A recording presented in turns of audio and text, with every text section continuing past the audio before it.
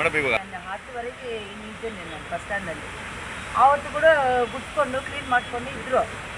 Public ಏನು ಮಾಡ್ತಾರೆ, ಕುಡಿದ್ಬಿಟ್ಟು ಇಲ್ಲಲ್ಲಿ ಬಿಸಾಕ್ಬಿಟ್ಟು ಹೋಗ್ತಾ ಇದ್ದಾರೆ. ಒಂದೆರಡು ಇಲ್ಲಲ್ಲಿ ಕಾಡ್ಸಾಗಿದೆ. ಇವತ್ತು ನೋಡಿ ಇವಾಗಲೇ ಕುಡಿಸ್ತಾರೆ ಇಲ್ಲಿ, ತಿರ್ಗಾ ಇಲ್ಲಿ ಹಾಕ್ಬಿಟ್ಟು ಹೋಗಿದ್ದಾರೆ. ಅದು ಕ್ಲೀನ್ ಮಾಡ್ಕೊಂಡಿದ್ದಾರೆ ಇಲ್ಲಿ.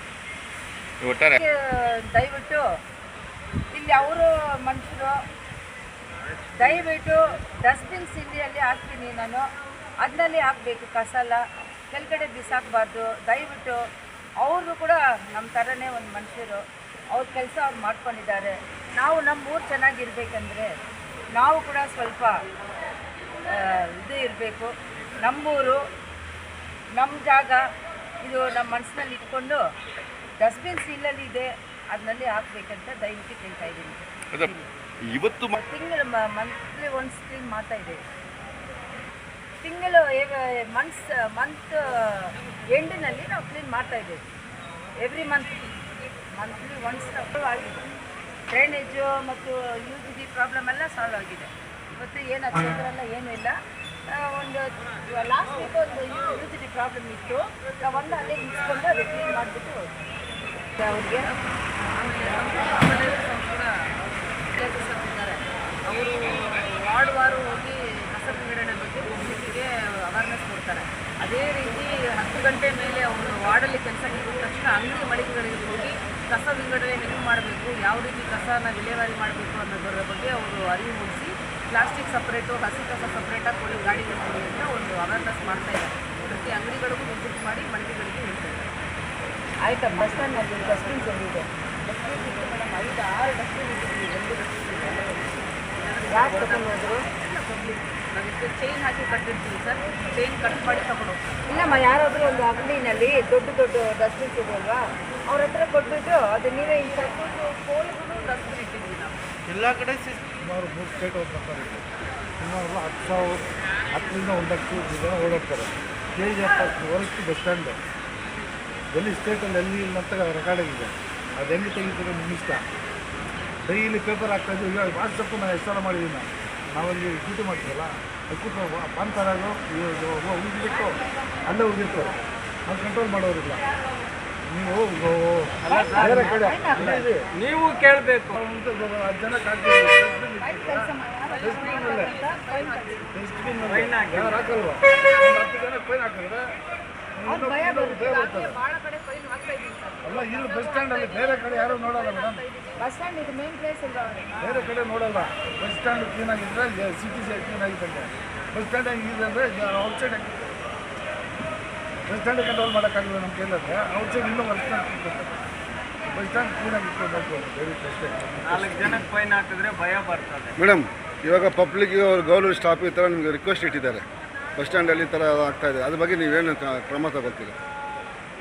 ಅದ್ರ ಬಗ್ಗೆ ಇನ್ಮೇಲೆ ಕ್ರಮೇಣವಾಗಿ ಇದ್ರ ಬಗ್ಗೆ ನಾವು ಕ್ರಮ ತಗೊಳ್ತೀವಿ. ಹೇಗೆ ಅಂದರೆ ಫೈನ್ ಇಂಪೋಸ್ ಮಾಡ್ತೀವಿ ಫಸ್ಟು.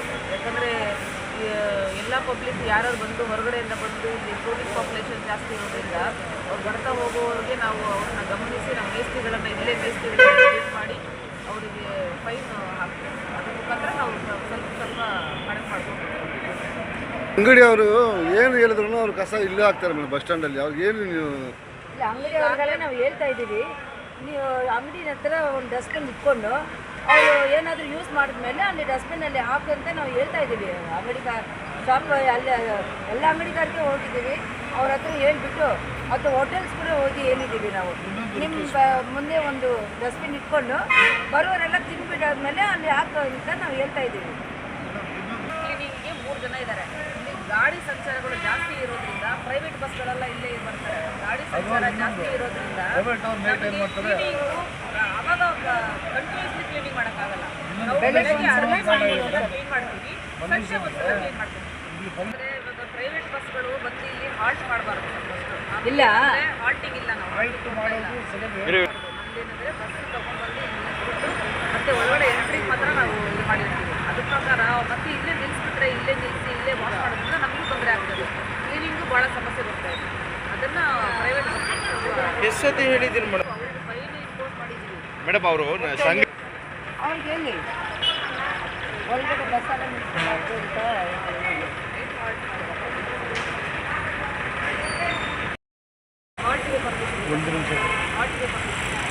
ಬಸ್ಸಿಗೆ ಪರ್ಮಿಷನ್ ಇಲ್ಲ, ಬಸ್ಸು ಎಲ್ಲಿ ನಿಲ್ಲಿಸಬೇಕು, ನಿಲ್ಲಿಸಬೇಕು. ಅಲ್ಲ ಮೇಡಮ್, ಈ ಕೋಲಾರಲ್ಲಿ ಪ್ರೈವೇಟ್ ಬಸ್ ಸ್ಟ್ಯಾಂಡಲ್ಲಿ ಹೌದು ಮೇಡಮ್, ಅದಕ್ಕೆ ಅಂತ ಇತ್ತು ನಾವು ನಿಲ್ಸಿರಲ್ಲ. ಆ ಟೈಮಿಂದ ಜಮಾನಿಂದ ನಿಲ್ಸ್ಕೊಂಡಿರೋದು. ಒಂದು ಕೆಲಸ ಮಾಡಿ, ನಮಗೆ ಬೇರೆ ಹಾಲ್ಟಿಂಗ್ಗೆ ಬೇರೆ ವ್ಯವಸ್ಥೆ ಮಾಡಿ. ನೈಟು 10:30 ಬಂದು ವಾಕಿಂಗಲ್ಲೇ ಮಾತಾಡಿದ್ದಾರೆ. ಊಟ ಎಲ್ಲ ತಿಂದ್ಬಿಟ್ಟು ಆವಾಗಲೇ ಮೇಲೆ ಊಟ ಎಲ್ಲ ತಿಂದ್ಬಿಟ್ಟು ಮೇಡಮ್ ವಾಷಿಂಗ್ ಯಾರು ಮಾಡಲ್ಲ ಮೇಡಮ್. ಇಲ್ಲಿ ನಾನು ನೋಡಿದೆ. ಇಲ್ಲ ಮೇಡಮ್, ವಾಷಿಂಗ್ ಬಂದು ಕ್ವಾರಂಟೈನಲ್ಲಿ ಮಾಡ್ತಾರೆ. ವಿಡಿಯೋ ಇದೆ. ಏನಾದರೂ ವಾಮಿಟ್ ಗಿಮಿಟ್ ಮಾಡಿದ್ರೆ ಏನೋ ತಲೆ ಇರ್ಬೋದು ಇಲ್ಲ ಸರ್, ನಮ್ಮ ಊರು ನಮ್ಮ bus stand madam. Correct madam. ಇನ್ನೊಂದು ವಿಷಯ ಏನು ಮೇಡಮ್, ನಾವು ಬೆಂಗಳೂರಿಂದ ಬರ್ತೀವಿ, 10 ಗಂಟೆ ಆಗುತ್ತೆ, 12 ಗಂಟೆ ಆಗುತ್ತೆ, 1 ಗಂಟೆ ಆಗುತ್ತೆ. ನಮಗೆ ಬಸ್ ಸ್ಟ್ಯಾಂಡ್ ಬಿಟ್ಟರೆ ಬೇರೆ ಸೌಕರ್ಯ ಇಲ್ಲ. ತಾವು ಹೇಳ್ಬೇಕಿಲ್ವಾ ಡ್ರೈವರ್ಗೆ, ಕಂಡಕ್ಟರ್? ಅಲ್ಲ ಮೇಡಮ್, ದಯವಿಟ್ಟು ಅರ್ಥ ಮಾಡ್ಕೊಳ್ಳಿ ಮೇಡಮ್. 10 ಗಂಟೆ ಆಗುತ್ತೆ, ಬೆಂಗಳೂರಿಂದ ಬರಬೇಕು, 1 ಗಂಟೆ ರಾತ್ರಿಗೆ ಬರ್ತದೆ ಮೇಡಮ್ ಬಸ್ಸು. ಬೆಳಗ್ಗೆ 5 ಗಂಟೆಗೆ ಹೋಗಬೇಕು. ಎಲ್ಲಾದರೂ ನಿಲ್ಲಿಸ್ಬಿಟ್ರೆ ಮತ್ತೆ ಅವ್ರು ಆಪ್ರೇಟ್ ಮಾಡೋದು ನಿಮಗೆ ಒಂದು ಅರ್ಧ ಗಂಟೆ, 1 ಅವರ್ 2 ಅವರ್ ನಿದ್ದೆ ಮಾಡ್ತಾರೆ. ಮತ್ತೆ ಅವ್ರ ಗಾಡಿ ತಗೊಂಡು ಹೋಗ್ಬೇಕು. ಇಲ್ಲ ಅವ್ರು ಹೇಳ್ತಾ ಇರೋದು ಬಸ್ ನಿಲ್ಲಿಸ್ಬೇಡ, ಬಸ್ ನಿಲ್ಲಿಸ್ಕೊಳ್ಳಿ.